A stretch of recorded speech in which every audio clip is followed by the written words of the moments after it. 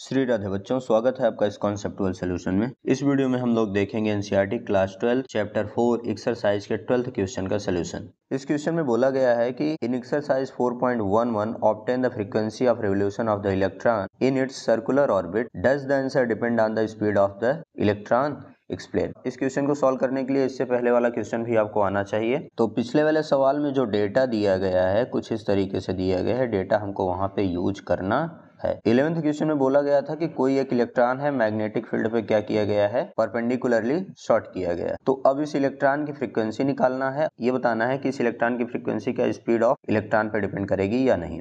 तो सबसे पहले हम इसकी फ्रीक्वेंसी को क्या करते हैं, कैलकुलेट करते हैं। जितना भी गिवन डेटा है उसको हम लिख लेते हैं। जो डेटा इसमें गिवन है वो हमको पिछले क्वेश्चन का ही यूज करना है।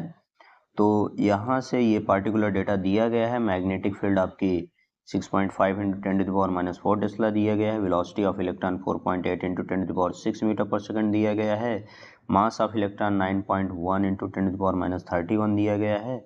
चार्ज ऑन 1 इलेक्ट्रॉन जो होता है 1.6 इंटू 10⁻19 होता है। तो फ्रीक्वेंसी का फार्मूला होता है QB/2πm। क्यू क्या होता है, चार्ज की वैल्यू हमको दी गई है 1.6 इंटू 10⁻19 कूलम। मैग्नेटिक फील्ड हमको दिया गया है 6.5 into 10⁻4 divided by 2 into pi की वैल्यू 3.14, 9.1 इंटू 10⁻। तो यहाँ से सिंप्लीफाई करने के बाद हमारा आंसर आ जाएगा 18.2 इंटू 10⁻6 हर्ट्ज। आई होप ये सिंप्लीफाई आप कर लेंगे। अगर नहीं कर पाते हैं तो प्लीज कमेंट करिएगा। मैं इसके डिटेल कैलकुलेशन की एक इमेज टेलीग्राम पे अपलोड कर दूंगा और लिंक आपके कमेंट में दे दूंगा, तो आप वहां से जा करके देख सकते हैं। तो आई होप आपको ये समझ में आया।